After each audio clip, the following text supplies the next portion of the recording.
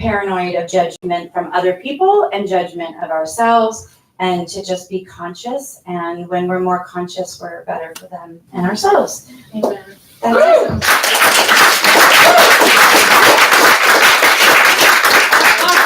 Marcus. Yes. I knew you were going to call me. You knew it. See, intuition speaks. I am Marcus Kettles, and I live in Ojai, California, which is near Santa Barbara.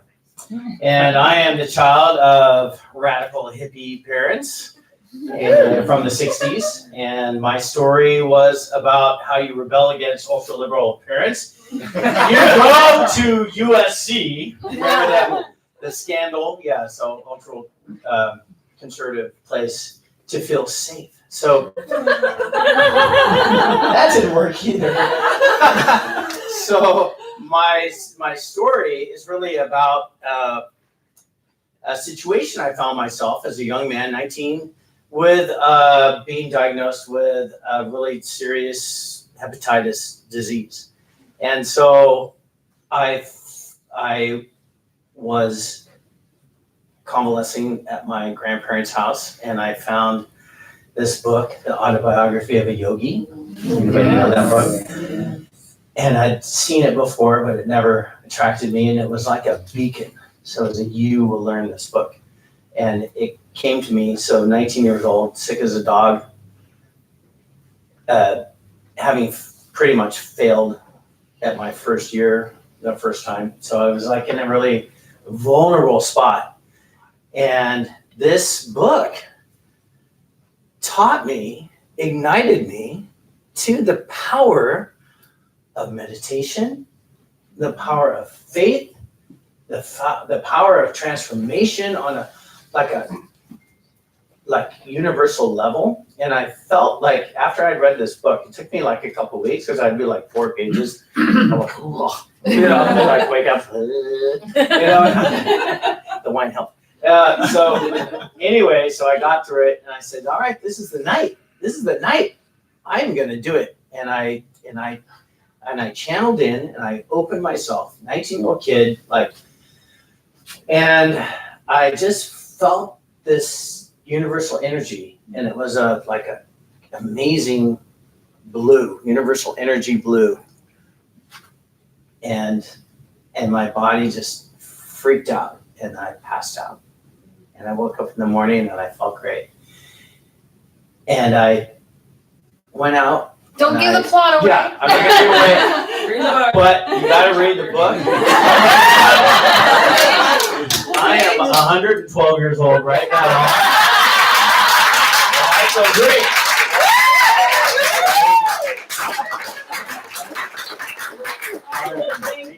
All right, Sadie. She's saved. Come on up. He was going to give away the plot. All right, here you go. I was actually going to refuse to talk. Mine helped a little bit. Yay! I'm Sadie. I live in Alberta. And my story is about, it's hard to not give away the plot. It was about a really, really financially challenging time. That was really, really hard to get through. And I had a young baby-ish and a toddler, well, a little bit older than a toddler. And me and my husband were so wrapped up in our financial problems. And some stuff happened that made me really, really freaking angry at the world. And angry that people can do bad things to you when you're already in a really bad place. And I had a really hard time speaking to my son. You're great. We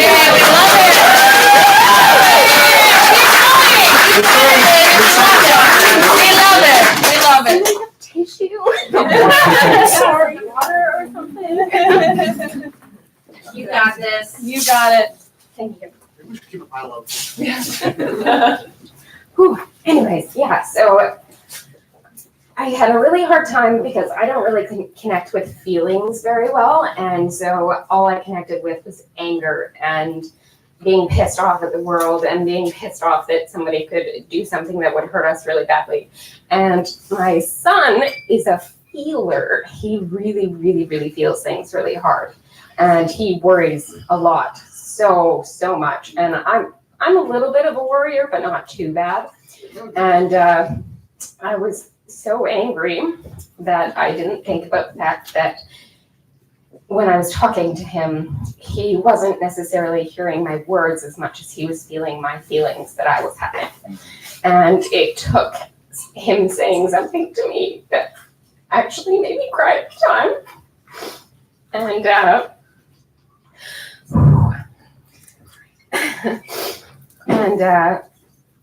it was like, holy crap, you aren't just listening to the words that I'm saying to you, you're feeling my incredible stress and how angry I am. And that's not something that, whoo, thank you. Here's a softer. Should've been mine. That's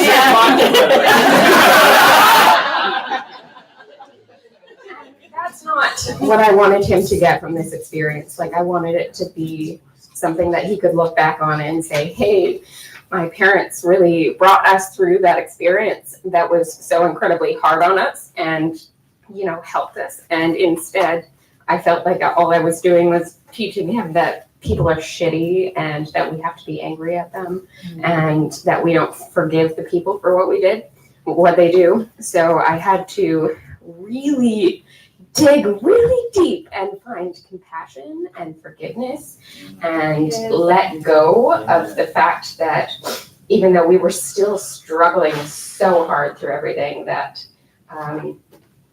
it was okay to just forgive and let go. Yeah. And I'm done.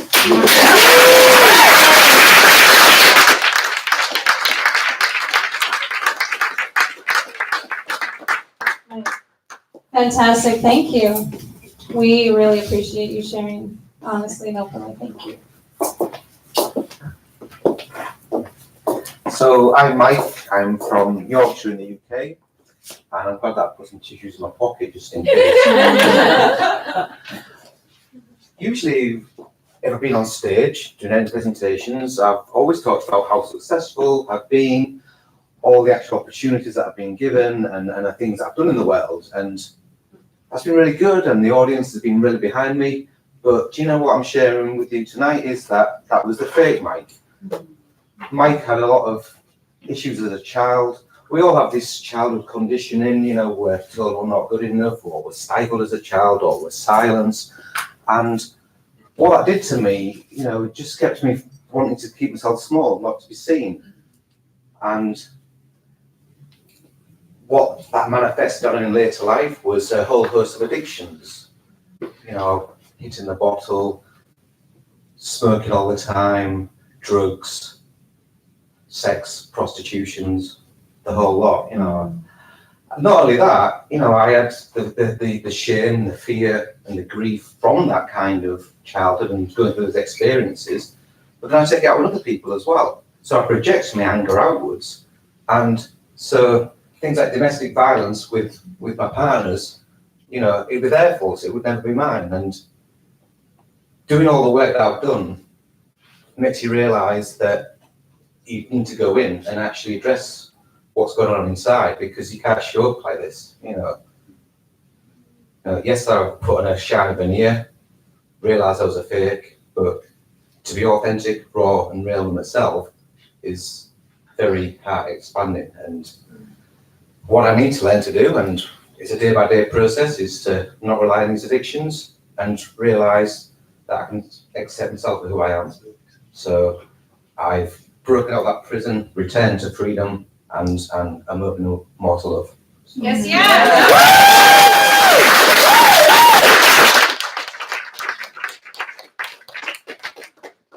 I will just share on that note, when I read Mike's story and our story polished, it was pretty incredible. And as a woman who had domestic violence against her, the healing process that I had with you in your story and who you became and who you were, I was able to sort of heal from that, from my own experience. And I want to thank you very much for that, for me, because I know that all of your stories has a two-sided coin to it. And when you changed and transformed and enlightened and evolved, it gave me hope for the person that had done violence against me. And I healed through you, so thank you for that. Awesome. I just want to say the men's story. Oh my God, they were incredible.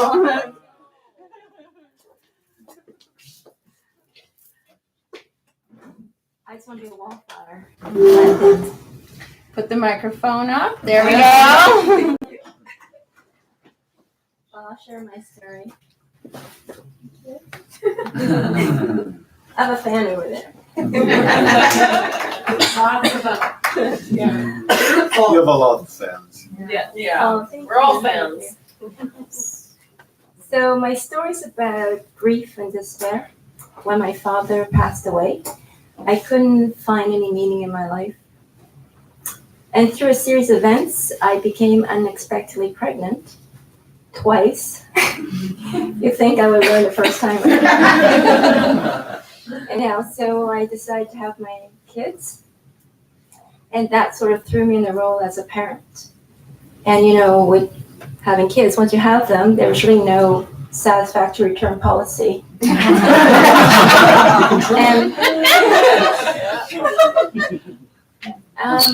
And so I really had to embark on what it means to be a parent. And I basically had to go deep into my own childhood. So I guess what I gained was that my children are my gifts, and this journey as a parent served as my purpose that became greater than my pain. I also come to realize that the feelings I had as a child are still within me. They don't go away because I'm now grown up physically. So in writing the story has really helped me uncover the wounds and give me a chance to heal. So I want to thank you for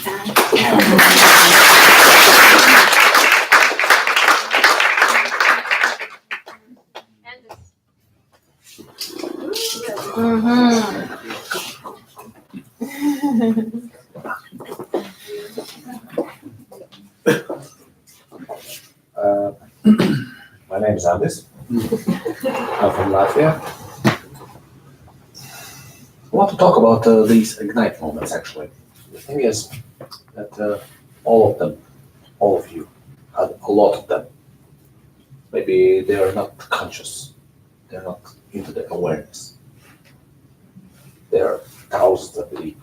The choices, the decisions you're making in your lives, those are, maybe you won't recognize them, but they are precious gifts for you.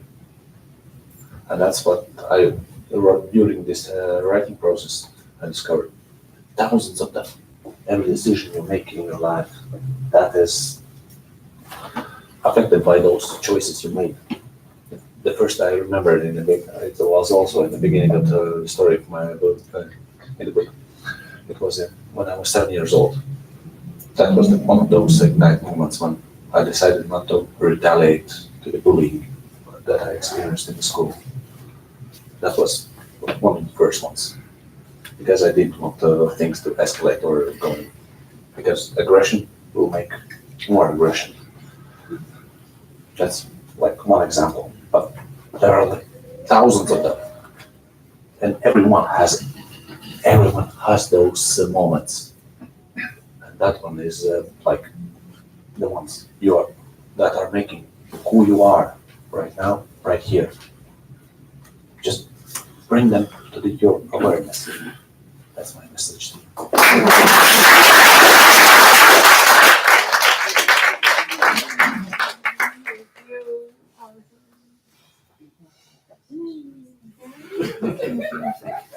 Phyllis, thank you.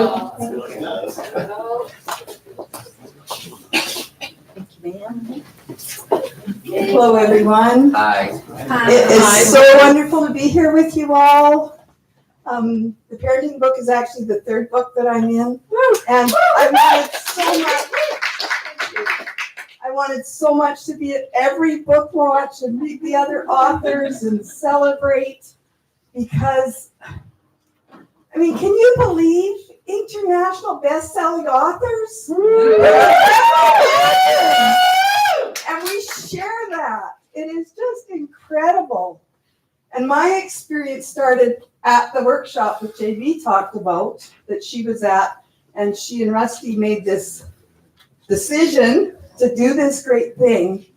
And I was invited to be a part of the book. I did not want to say yes. But the reason I'd gone to the workshop in the first place was because I'd hit a wall in my life. And I was starting to contract. And I was playing small. And I'd chosen to go to the workshop because that isn't who I wanted to be. So if you're going to say yes, you have to say yes to everything that comes your way. So I said yes. And then inside I'm going, what the? What now? And I pretty much begged JB and Rusty to make sure that they helped me every step of the way. And it has been such an awesome process. The writing has been transformational. In each case, I had one idea for a story. And then somewhere along the line, it was like, no, that's not the story that wants to be written. And something totally different would come out. And to go to the writer's nest and hear other authors say the same kinds of things, it's like, oh, okay, that's what it means when it's set, when you have the term, the story that wanted to be written, or the painting that needed to be painted, that it doesn't have, in some ways, a lot to do with the author. It's about what needs to come through you. And so to experience that seemed like a really conscious channeling of what was supposed to come through me, which just in itself, to be so sure of that.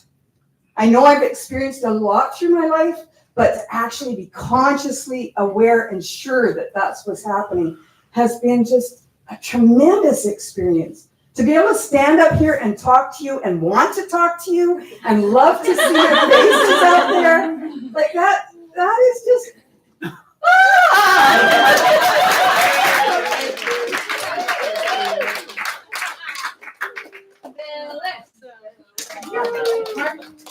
I feel the joy. I love it. And just so you all know, Phyllis has stepped up to be project leader for her next book. It's called Ignite Your Second Act, which is stepping into that fabulous second part of your life and doing something wonderful. So congratulations to becoming a project leader.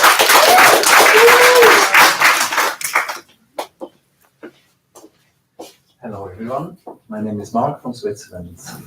Like many beautiful souls on this planet, I used to believe that by achieving extraordinary things, I would finally be good enough, lovable, important. This set me out on the path of becoming an overachiever, perfectionist, really obsessed about giving it all. I was a corporate director for 5 years in a big company, earning $250,000 per year. I participated in national championships in sports, basketball. I was a triathlete, composing music. I even had a girlfriend who was appearing on an explicit magazine cover. Everyone else would say like, wow, what a dream. Yet I was completely burned out. Burned out because I was obsessed about being something which I wasn't. I was depressed. I spent, one step back, I had, for many, many years, I had chronic pain in my body, like alarming states here and there. But I was still going and trying to give everything. And until I literally couldn't do anymore, I got OCD, obsessive compulsive disorder, thoughts that you realize that they don't make sense, but you can't free yourself from them. And actually it had to do with sexuality, which appeared to be one of the harshest forms, especially for men, when it comes to the sexual past of your girlfriend, who appeared in a You had the connection. Good. So I ended up spending more than 1,000 days being suicidal. I spent 6 months in psychiatric clinic. That was after the job as a corporate director. So like a healing process. Now the reason why I still am standing here, first of all, is my daughter. Yeah.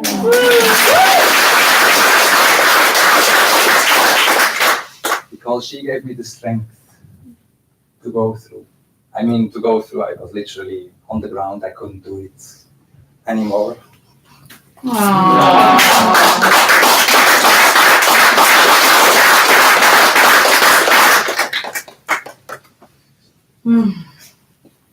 And the Ignite question, which I will reveal, is actually when I start, let's say, when the fog started to get away and I started being able to see a little bit.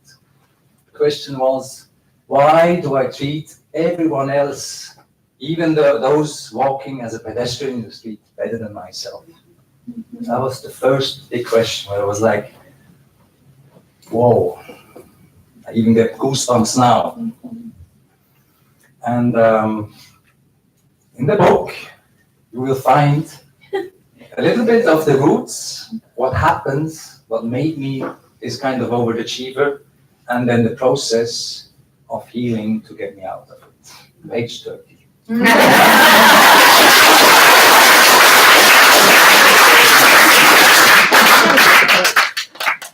I will, if there's an Ignite award to go out for the best first sentence, it goes to Mark. You read his story, the first sentence was like, I was like, what? Like, all right, fantastic. We're so grateful for you. Your turn, Christine. Yeah, awesome. Come on out. Yes, you girl.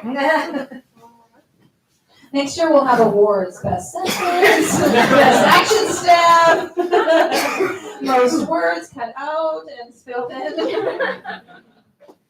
Hi, my name's Christy Yates, and this has been a really great process for me. I've really enjoyed it. So I'm in the parenting book, obviously, and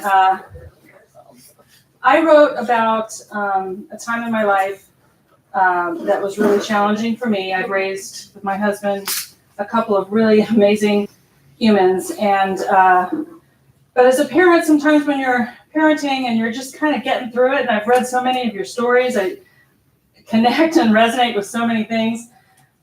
You know, parenting's a long game in so many ways, and there were times when I thought, am I doing it right? I'm a terrible mom, or I don't know if it's I don't know what kind of people they're going to turn out to be. And my story is really about discovering, through a really difficult time in my life, what amazing humans my husband and I were able to raise.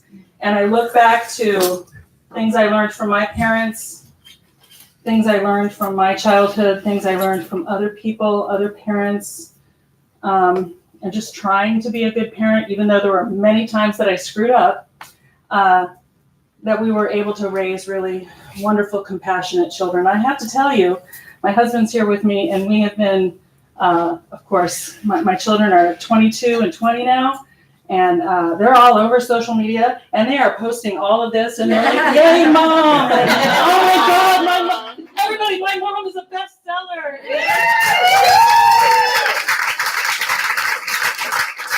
So that's so meaningful to me, because they really showed me so much about how compassionate they are. And I know they saw that somewhere in me and somewhere in my husband. So I know somehow we did good things, right?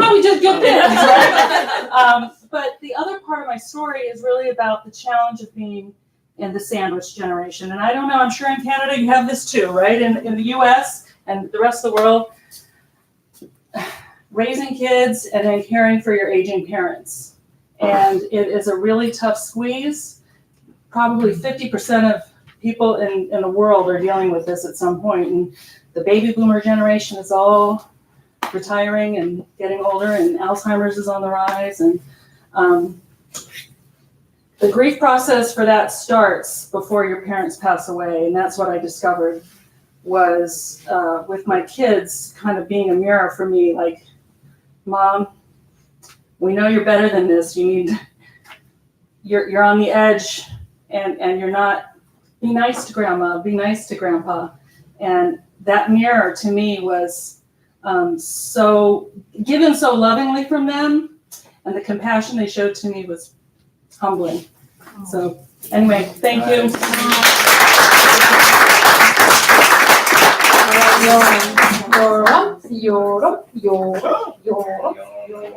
Come on. You got it.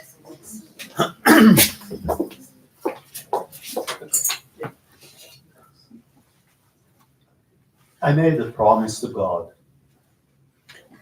I said, God, you help me do this, and I will do my part. And the one thing that I never took into consideration is that God might actually help me do this.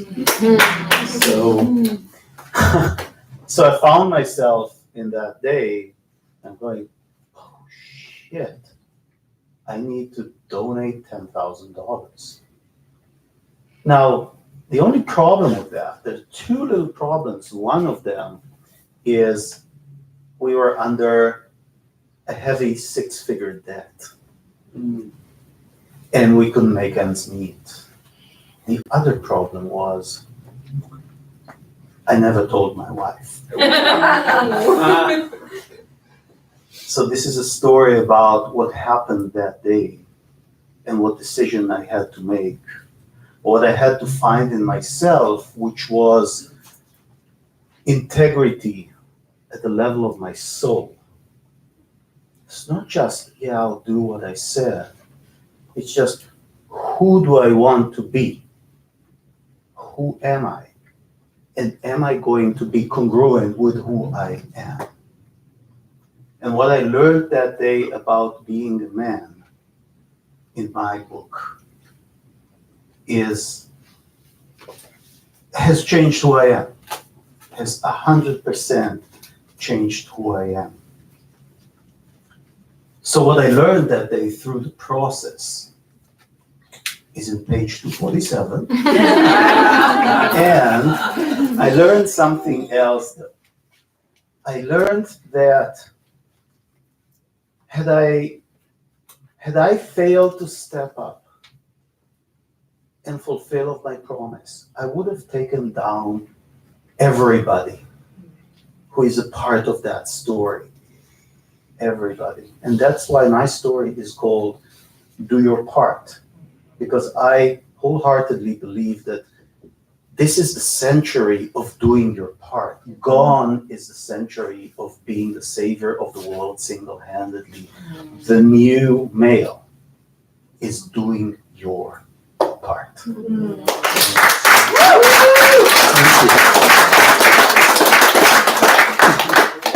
Awesome. All right, Virginia. Oh.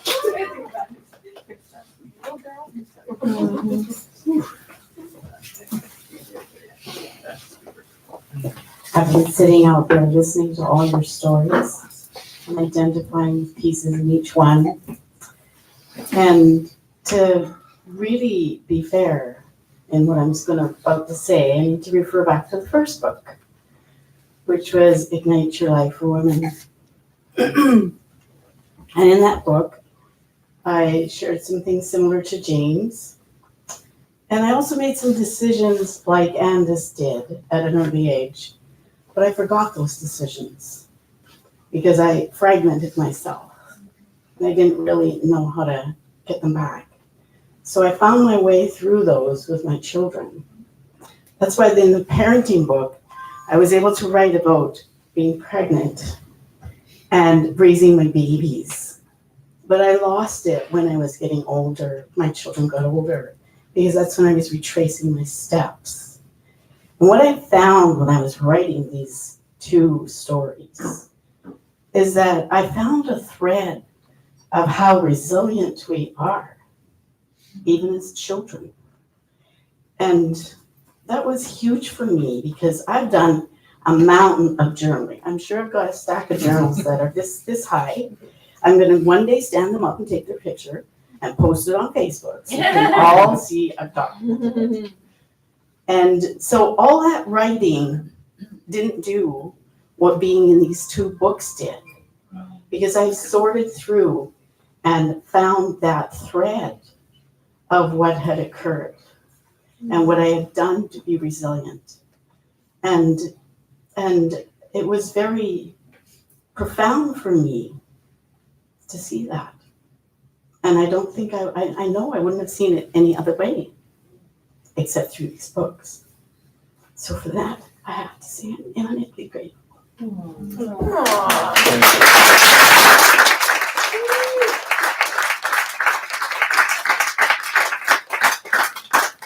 Mr. Bryce?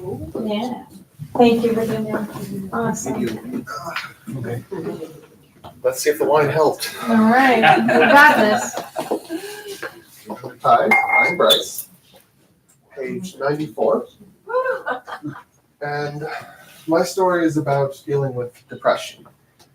When I was 7 years old, one day I was playing with my bricks, Lego bricks to be specific, and telling stories, going on adventures. Then the next day, out like a light, nothing, they were just plastic bricks again. And from that point on, I just kind of muddled through life. I'd play the part, smile when it was expected, and do everything I needed to do to not stir the boat, and just try to avoid anything that would be draining, such as talking about said feelings, said lack of feelings. My story's approaching that and coming to terms with the fact that apathy is comfortable, but change is healthy. That's tweetable.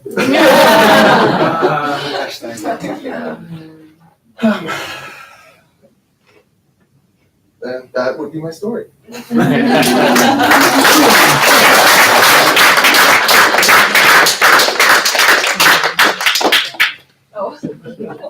We'll do back to back, mom, Yeah. daughter, and their son and mom. Yeah. Right. So of the parents in the room, how many of you would do absolutely anything for your child? Almost. Maybe. Especially if you see them suffering. Yes. And you know you can do nothing about it.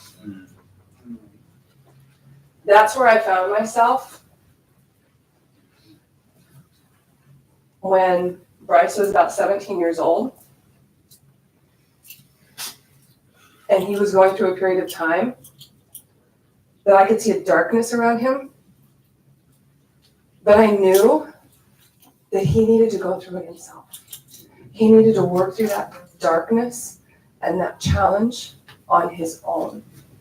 And if I were to insert myself into it, if I were to intervene, I knew I'd push him further away.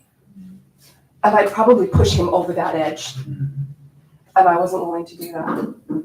I had to take that step back no matter how hard it was. That's what I knew I had to do. And I'm so thankful I did, because he's here today. And I love him to bits. And I would still to this day do anything to save his life. Yeah, that's right.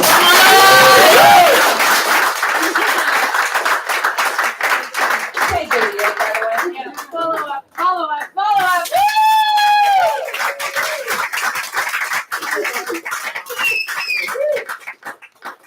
Awesome, awesome, awesome. Damien.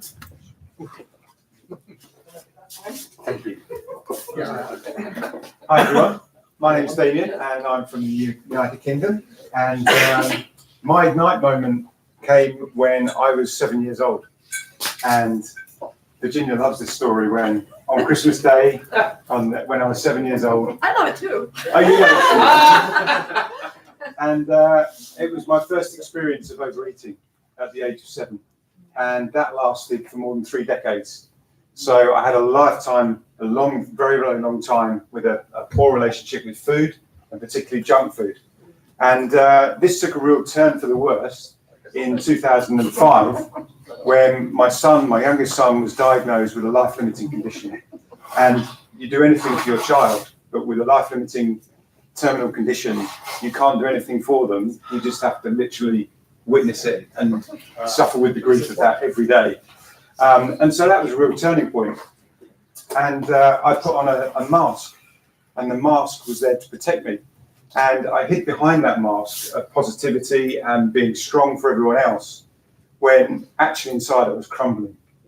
And that was a real challenge because my eating habits got worse, the addiction became even worse, and I started to get more into alcohol and addiction to sex and various other very, very, very poor choices. And in the end, my relationship failed after 24 years of marriage. And that was largely down to me, and that was my fault that happened. And so for me to experience that was very challenging because I'd always been taught to have a stiff upper lip and be strong and positive for everyone else. And yet my life was falling apart and I was crumbling. And all of it was to avoid receiving love. And what I was doing by separating from my children through the breakup of my relationship was to separate from my two children, the two things that I'd created that I loved the most in the world, to avoid receiving their love, which was completely screwed up. And that's when I had the big ignite moment to realize I needed to do something to get the love back. And when I was spending time with them, I'd turn up feeling really depressed or really sad that I wasn't spending a lot of time with them. So my vibration was very, very low and I wasn't having a good relationship with them. So I had to change that. So I had to learn how to change my vibration, hold a different energy, and to be able to really go inside from what my heart wanted, which was to have love with them and to share experiences with them. So I learned how to do that. And on page 262 of Ignite Your Love for Men, we read more about the depth of the story, but more importantly, how I changed that and how I transformed that to an alchemy of changing that negative emotion into something really positive and powerful. I want to say thank you to JB for the amazing idea. Thank you to Rusty for bringing out the story and sharing my emotions on the page. Thank you to Virginia as well for really bringing out the courage in me to write differently. And also to Peter for the amazing algorithms and everything.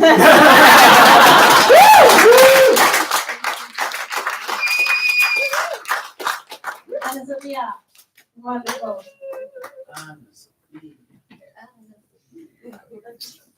Thank you.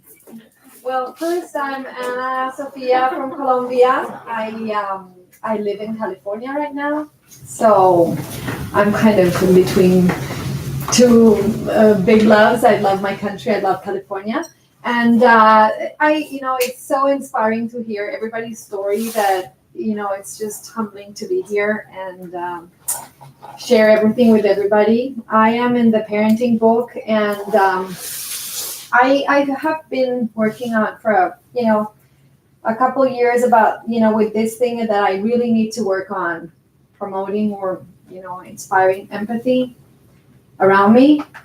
And when I heard Mark tell his story, one of the things that comes to mind to me is how when you're a parent, there's one thing that we don't think about is that the kids are vulnerable. It's not a one-to-one relationship. They are vulnerable. And we are dealing with our own issues, but we have power over our kids. So if we don't work it out ourselves, it's very hard for them to pull it off. So seeing the vulnerability of a parent, being able to say, hey, you know what? This is what I went through, and this is how I'm growing next to you, is so empowering for the child. But we don't really see that much. So in my story, what I tried to do is to tell 3 small stories. I just, started with one, and then I said, I have 3 kids. If I become a best-selling author, and I just told a story about one kid.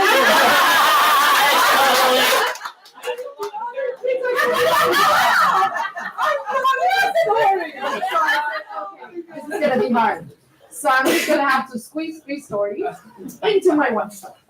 But the basis of everything I did in my story was just to confront myself to, what are you doing? I mean, this is not about you. It's about that person. They are not yours. They come to this world with their own soul. And you are about yourself right now. So in all of these stories, I kind of try to express very specific situations where I suddenly have to stop and say, stop right there. Is this about you or is this about your son or your daughter? And then change the whole thing that was going on in me, take my ego away and say, you have to figure it out because they're vulnerable and they're picking on something that does not belong to them. So this is not in my story, but just to kind of tell you sometimes things that I even extra author notes. One day I told my daughter, you know what, you're really mad at me, right? I'm like, I had watermelon. I was gonna start cutting the watermelon. I said, you want to grab the watermelon and just kind of, and she's always so well behaved. Everything is, and I said, if you're so mad at me, why don't you just throw that watermelon? And she was like, really? Just go ahead. And she kind of smashed it. And I'm like, that was how much pressure she had from what I was expecting from her. So I am, I think that when you show them that you're growing with them and you tell them, this is my mistake, let's grow together, it's huge. And I'm very happy to be here in a place where I know we're all working on consciousness. And thank you.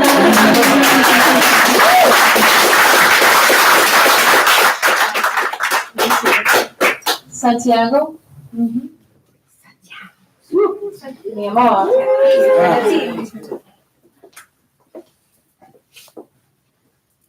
Hi, Hi. I'm Santiago from Argentina. I brought about liberation from invisible prisons. Can you relate to not knowing what's going on in your life and not knowing how you got there and how to get out of it? And Yes. Yeah, totally. I realized that I didn't realize that I was trapped in a prison that I couldn't get out for so long.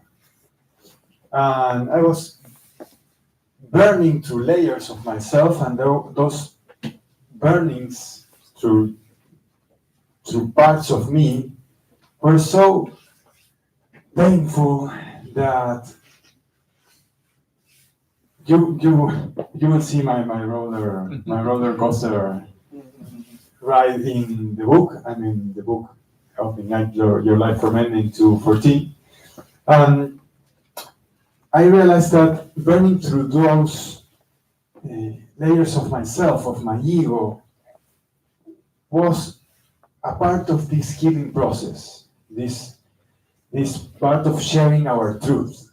But first we have to get out of the tales that we are telling ourselves, the narrative that how we think we are, who we are. And I want to share this Ignite moment beyond all those micro Ignite moments and bumps in my life. That it was when I was talking with Rusty, and she told me, you realize that in this part that was my worst moral point, if you see me like now like white and thin, you will not believe who could I be. So that's a little bit of suspense for you to read. So this part when we were with Rusty doing the story, it was like, you realize that you're writing in passive voice, like even now, as connected as I look, I realize, wow, I still have blinders that I don't realize that I put myself into victim mode when I go there. So this process of burning through who we are, how we are telling our stories, and when we connect with that process, how we still see each other. This is the reason that I think you're doing this, JB. And it's so healing, and I'm so thankful for this, because now we can share and emanate our truth. And that's how we really give a reference of what can be, what connection and deepness we can get into our human relationships. And then I realized in this deepness of human relationships, I started finding soul family.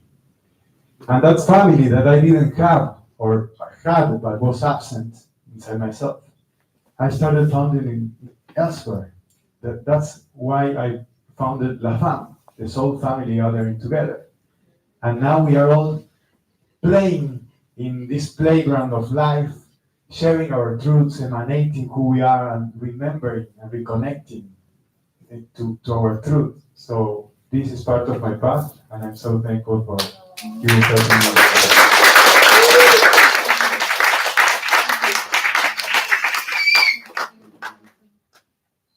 Ashley. Miss Ashley, come on up. So I didn't take the time earlier today, which I should have. So, Ashley was the person who stepped up to be the project leader for parenting. So for those of you who are in the parenting book, Ashley was the one who gave so much of her time, courage, patience, and everything. And I just want to acknowledge her for really giving it all.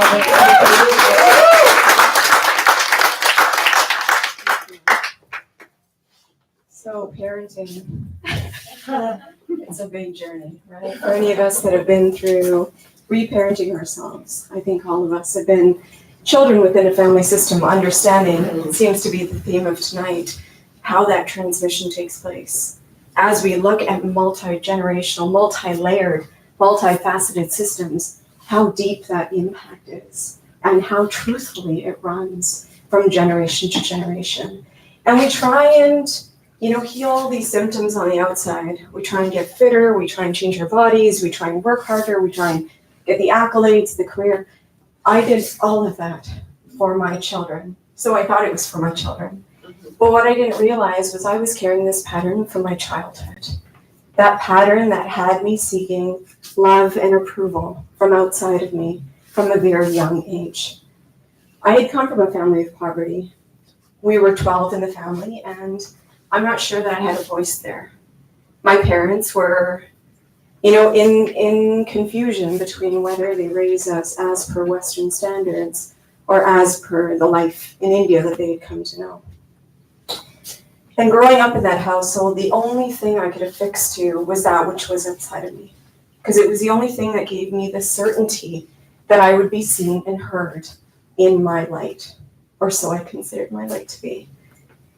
And having children really had me recognize that I had the path so misconstrued based on who I thought I needed to be for the world. And what I came to see through them, and years of pain, because I wasn't willing to let go of all of the constructs that I had manufactured outside of me, believing that I needed to fit into every single societal and cultural and familial construct. Giving that up was a journey of a lifetime.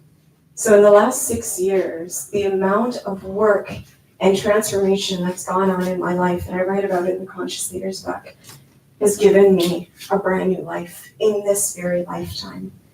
And I wasn't sure how I would share the magic of what I've come to experience, but that possibility is very available to all of us, as we've witnessed in all of your stories. We have that choice now. We have the tools and we have the allowance to be in community like this. And that's what JB and Peter and Rusty and the whole team has done here for us, is given us permission to show up as we are and be seen there. Because that is the permission that we require to step out and into something different. To say, I have a choice here to be something different in this lifetime. So thank you. I am deeply grateful for being able to share my story, the most vulnerable and tender parts of my story that gave me the allowance, once transformed, to come into a completely different way of life. Thank you.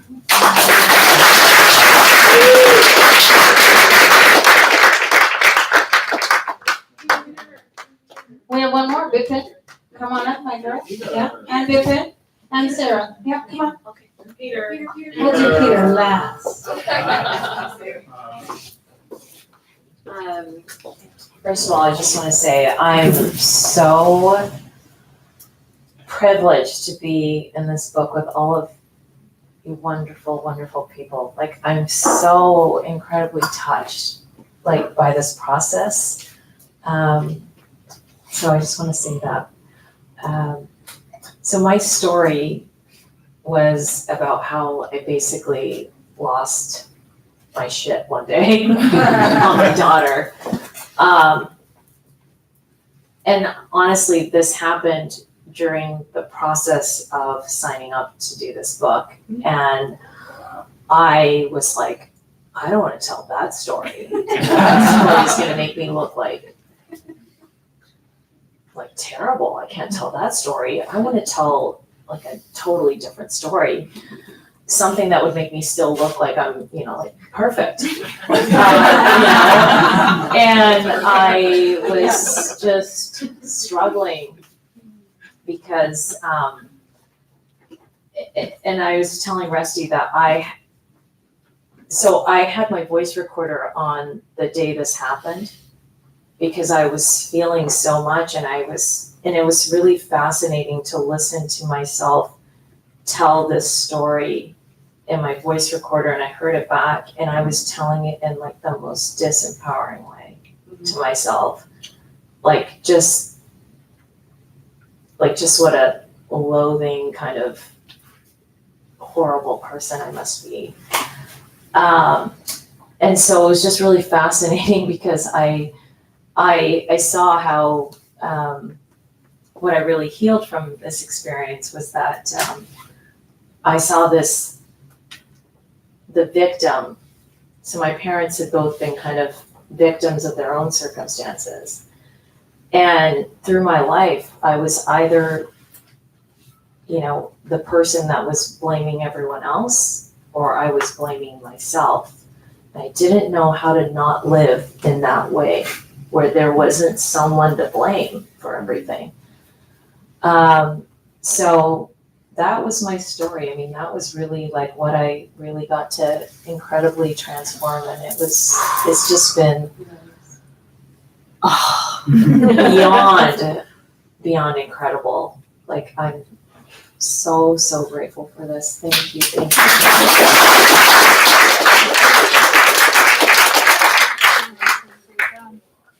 All right, my darling, Sarah. She was patient, right? Hi. So I'm Sarah, I'm from California, and I grew up in LA, and I had sort of an unconventional entry into motherhood. So I was working in the refugee camps in northern Ethiopia when I got pregnant, and running a psychosocial program for survivors of torture and forced displacement. And forced to leave that job and had my child in Ethiopia because his father lived there and couldn't get a visa. We were stuck between two immigration systems. Having been so burnt out and pressured by work, I was making some poor decisions for myself, so that relationship really wasn't the one.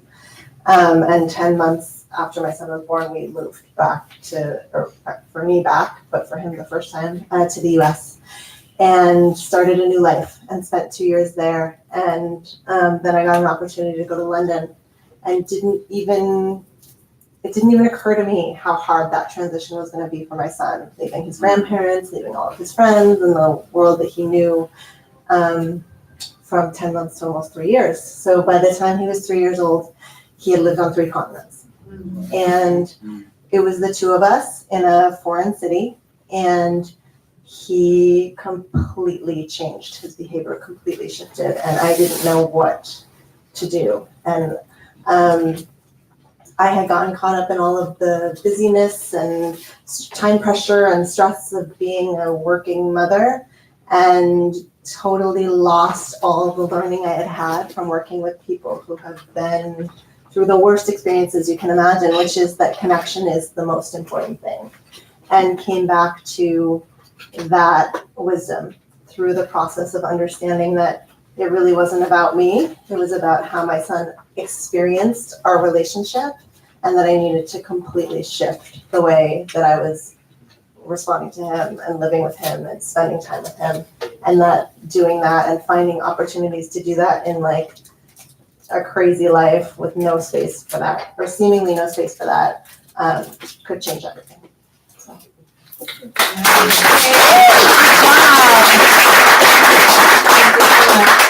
All righty. Peter. Pass the torch to Owen. Come on, Owen.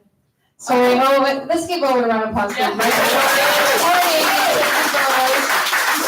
gorgeous. I didn't see you hiding there. Yeah. Hi, everybody. Hi. Hello. Hi. I'm Ivan from Norway, page 166 in the men's book. In my book, I'm telling the story about breaking through the bars.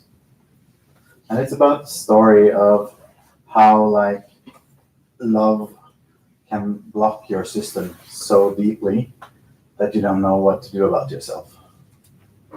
So for me, it became like a true journey on how I'm here today. And all these incredible people I've met, traveled the world, seen so many amazing things, experienced a lot of crazy things. Probably some of you guys have too as well on this journey of yours. And yeah, for me it was this true love story and the woman I couldn't speak to. Maybe some of you know that story, that you're stuck in a situation where you're so much in love and you don't know how to bring that message out to the girl. And it just blocked my system. And many years later, I'm still good friends with her. We never ended up in a relationship, but I managed to tell her how much I loved her and how much she meant to me and how she actually brought me through this huge journey that I've been on since. So I want to say thank you. Thank you, JB. Thank you, Peter. Thank you, Virginia and Rusty and everybody that has helped me bringing out this story and so many more moments in my life. Thank you so much.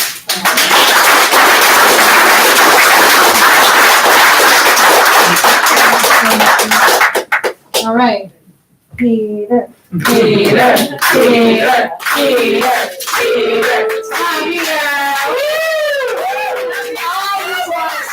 I just want to say, Peter was the hardest one to get to write a story. I will give Ashley the award for writing her story, and then at the very 11th hour, the day it was due, she rewrote an entire story and stayed up till 3 a.m. I will give Peter the award. What award do I get? You get the one for Peter. When are you gonna write your story? Peter, how's your story? Peter, how's your story coming? Peter, your story. What's going on with your story? Yeah. Peter, I know you have so much to do with the website, but what about your story? Did it get done? Yes, it did. Yes, it did. Little did she know that I was writing it. It just I wrote it and then rewrote it and then rewrote it and then rewrote it, story after story to find the right one. He's getting comfy. Yeah. Let's hear it. Take a seat. So I'm not going to tell you my story in the book. You all can go Let's read hear the it. mic. Let's hear it. All right. Thank you. Give me a better one. Yeah. I'm not going to tell you about my story. You all can read it on page 14 in the men's book. Instead, I'm going to tell you the epilogue. Ooh. I'm going to tell you about a night moment that I had last night. You haven't heard this one yet.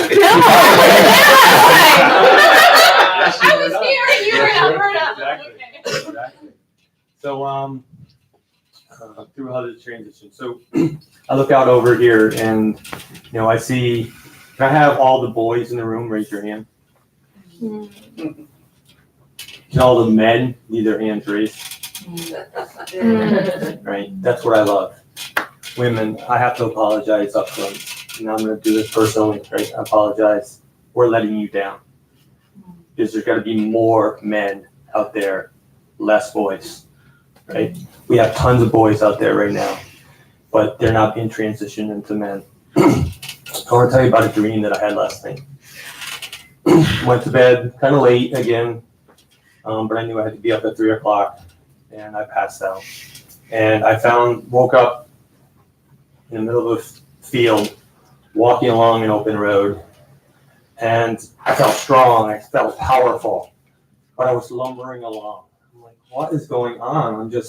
Something's not right. I look down at myself and I'm covered in armor. It's dirty, it's bent, it's broken, but I'm still there. And then I flash back that a couple days before, been in a battle, covered with my armor, and I lost my horse, I lost my sword, but I survived. And I was trekking someplace. I knew where I was going, I could feel it. I knew I was heading in the right direction, but I didn't know where I was going. So I just kept along this path, just kept walking. And finally, out in the horizon, I could see this huge castle. I knew that's where I was going. I knew that. I just could feel it in my bones. I knew exactly where I was headed. I knew where in that castle that I had to go be. So I continued to walk along this path and still lumbering along. Come into the village with the castle in it. And like I said, I knew exactly where I was going. To all the townspeople, I knew the town, but none of the people. I had been gone for years, but I knew I was coming back home. So I walked into the castle, exactly where I was going, down into the center of the depths of this castle, into a room. No windows, just a big room. One thing in this room. It was a round table, just like back here. A huge round table. And I knew this is where I was supposed to be. I knew this is where my journey started many years ago, at this table. But there was one thing missing. I stood at this table, I could feel the presence. There was one thing missing. My king was missing. He was no longer there. He was always there when I was there before. But I could feel him. I could feel the presence of that king. And I finally realized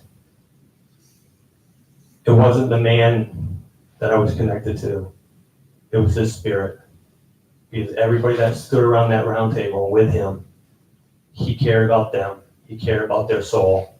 He may have sent them out on a journey, out on an adventure, but he cared about them.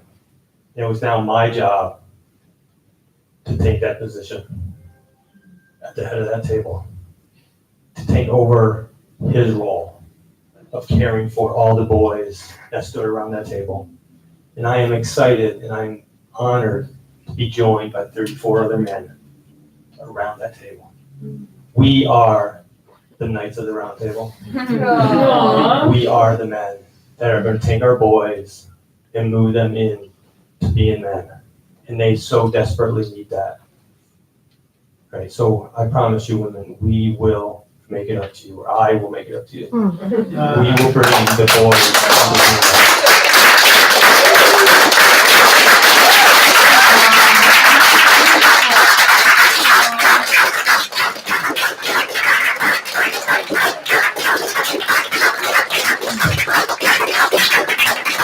Hey, bring it home, so yeah.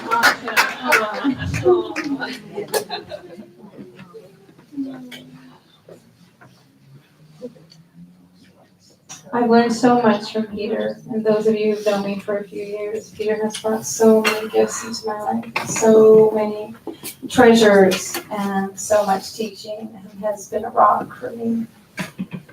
And I have always wanted to fly, and I've always wanted to soar, and I will let some of you know.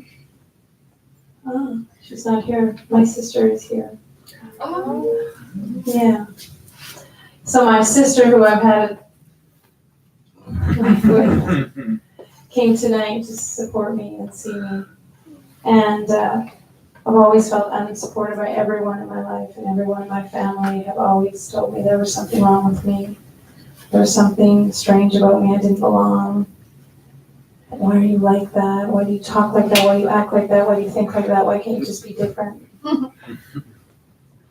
And Peter is the wind beneath my wings. He really is. He has let me fly. He has let me soar. He has let me do this. He has it every single time I come up with a crazy idea. And there's lots of them. And I just want to thank you and honor you in front of everyone, because every single person here gives me tons of credit and tons of accolades and tons of thank yous. I couldn't do it without you. And you absolutely, you ignite me every single moment of the day, and I'm so grateful for you on every level. And thank you for helping me do this dream. Thank you for being a part of this, and thank you for saying yes every time I ask for another thing.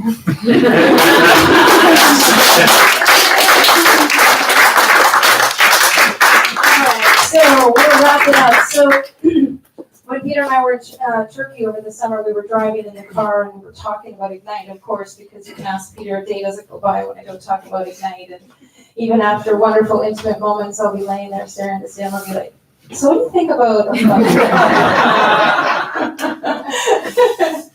So what do you think about if we do this for a membership site? How about we should go reach out? Maybe we should go to Paris for our next event. So Peter gets it all. But what we were talking about in Turkey was this, we were driving in the car and we were talking about the amazing opportunity that we all have, that we've all been in victim situations. We've all been wronged, done by, and hurt, and let down, and bankrupt, or lost our house, or been in bad situations, and we've been that victim in the story. And the powerful moment is, and we talked about this, is when you are a victim, do you go villain or do you go hero? And so many of us get honked at and road rage, and we decide, like in that moment, like, I'm gonna get that guy back. You know, we're victimized by someone fingering us as they drive by, and then we turn into villain. Or we're wrong done by a partner or a mate or a boss, and we're victimized by something, and we decide, I'm going to get them. I'm going to show them. I'm going to prove it to them. I'm going to get them back. And we go to vote villain. And Peter and I were saying, how can we teach our kids and the people, and victim, you go to hero.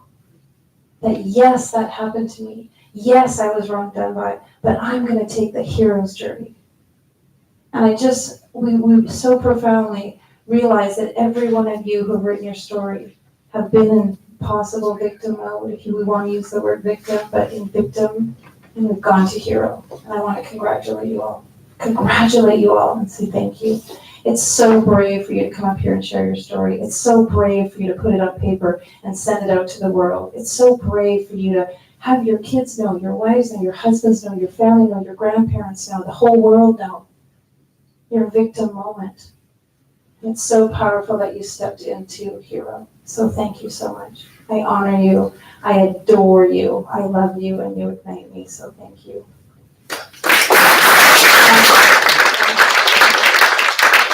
So we're going to keep growing. We're not giving up. And as much as my team wants me to slow down, sorry, not going to do it. So tomorrow morning, tonight, I want you to all hug and kiss and love and shower each other with joy and affection and appreciation.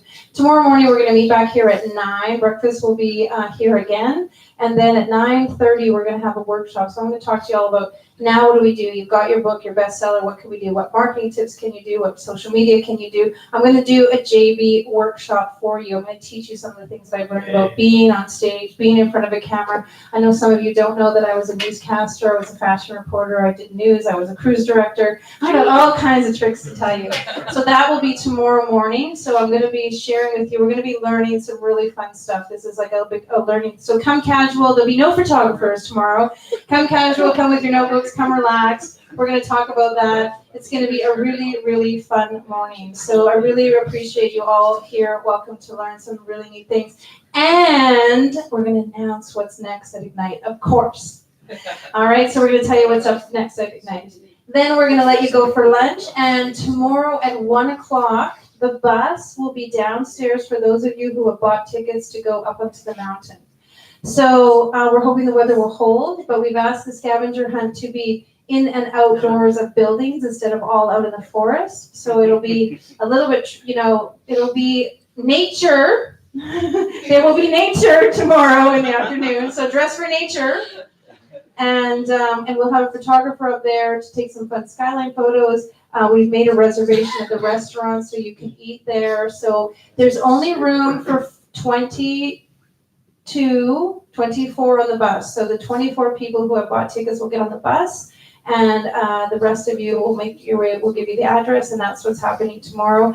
And then we will have dinner up on the mountain. So if that's the deal for tomorrow, if the scavenger hunt is not your thing, we've made bestsellers, so now we gotta go party. We gotta go relax, we gotta go have fun, we gotta go enjoy. So bring your fun footwear, bring your raincoat, bring your umbrella, bring whatever, bring your scarf, come up to the mountain.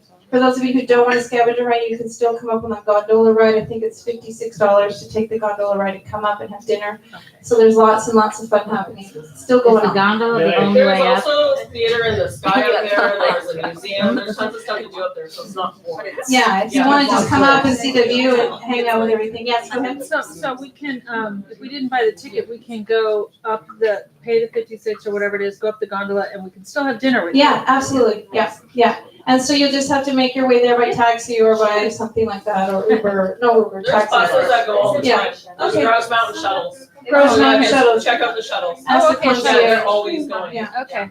Concierge. I just want to ask by show of hands, who has been inspired by someone else in this room? everybody. Yeah.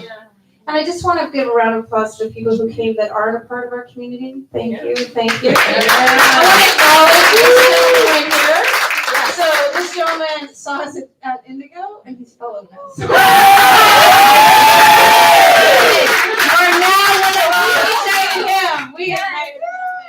And you were there too. Also, my AFESR friends who I know, thank you for coming. Our other friends at the back, thank you all for being here. We really appreciate you showing up. Any other questions about tomorrow? I want you to sleep well tonight. I want you to congratulate yourselves. I want you to go look at yourselves in the mirror and be like, yeah. Yeah, and look at yourself in the mirror. Look yourself in the eyes and congratulate yourself for how amazing you are. Pat yourself on the back and celebrate. Yeah, yeah. Go ahead, my darling. Yes, one moment, please.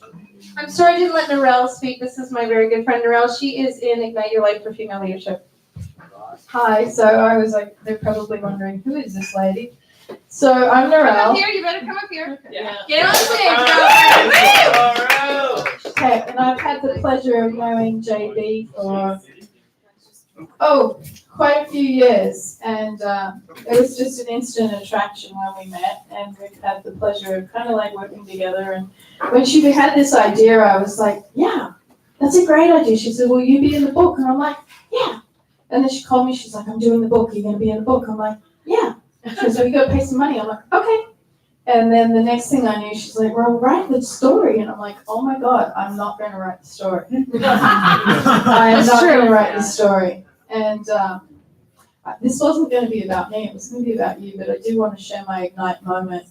My Ignite moment, and this is a testament to the process that you have. Yeah. Thank you for sharing. My Ignite moment is that I was on the group call with the ladies. And they're like, well, is anybody having any difficulty writing? Anyone need support? And I said, well, I'm not writing my story. And they asked me why not. And I said, I don't need to be in this book. I can't be in this book. You're all game changers, and I'm a high school dropout. Me too. I do not have a degree. And the ladies were like, you have to write this story. What you may not know about me is that, and one of the things that I'm here also is because we're going to see much more of JB on some amazing platforms across the world, is that I get to place people, not just people, but some of the top motivational speakers in the world. When you see them up on the platform, when you see them speaking, when they're moving you, I'm one of the ones that got them up there, that negotiated it, that saw it. But what I saw tonight was absolute beauty in each and every one of you.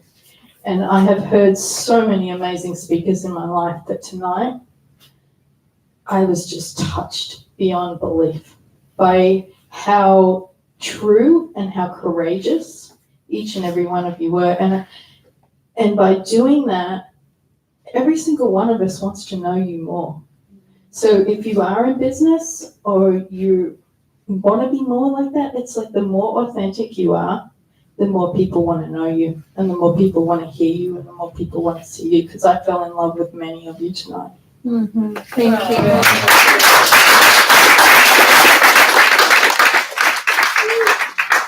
Thank you for sharing. I'm sorry I didn't acknowledge you, but thank you. Yeah, go ahead. I think we should invite our guest to tell his Ignite story. Yeah, come on up. Yes. Come on up. Yeah, so what brings you here tonight? No pressure. First of all, I was just an Indigo.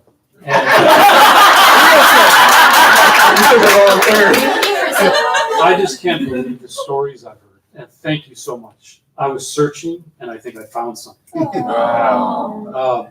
I have a long life of traveling and corporate life, and I don't find it exactly satisfying either.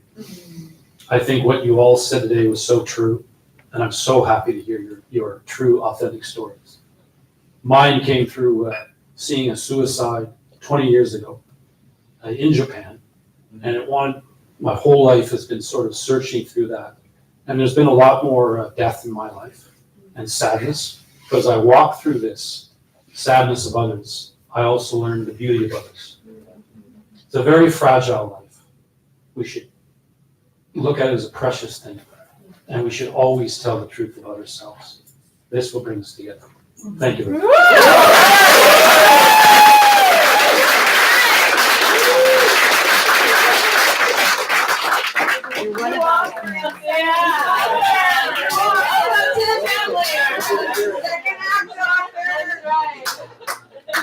Would you like to speak? Would you like to speak? Either would no? Okay. All right. So thank you again for everyone. So wonderful time. Thank you to Tara and Diana, who did a great job today.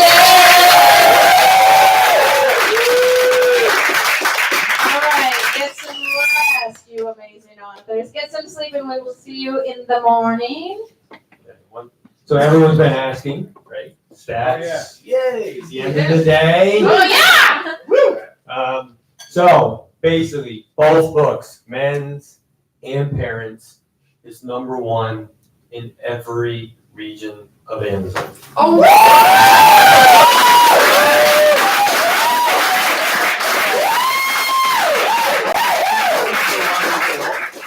#1 in the world. No, so it's not #1 overall in Amazon, right? Because everything is split up by Everything is split up by categories, right? So even to get to the top 1, you have to be in a specific category, right? So at least one category in every region, we are #1. In most regions, you're 2 or 3 categories. Some of them 7, 8 categories. So basically, you're at the top of the charts in every part of the world. Wow. Every part of the world, you're at the top of the charts. Wow. And that is a testament to your stories. I will tell you, your stories, Parents and Men, astronomical, out of the park, kick it. Like honestly, it was, I know that I was doing 70 stories back to back, both books at the same time. And the stories were just one hit after the other, after another. It was incredible.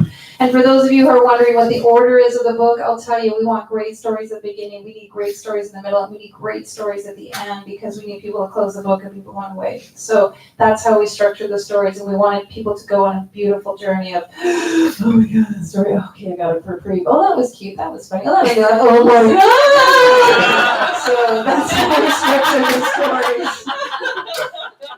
So we love each and every one of your stories, and we just are so grateful. So tomorrow I'm going to tell you about the next books that are happening and all the things that are going on next, and how we want to play with each and every one of you.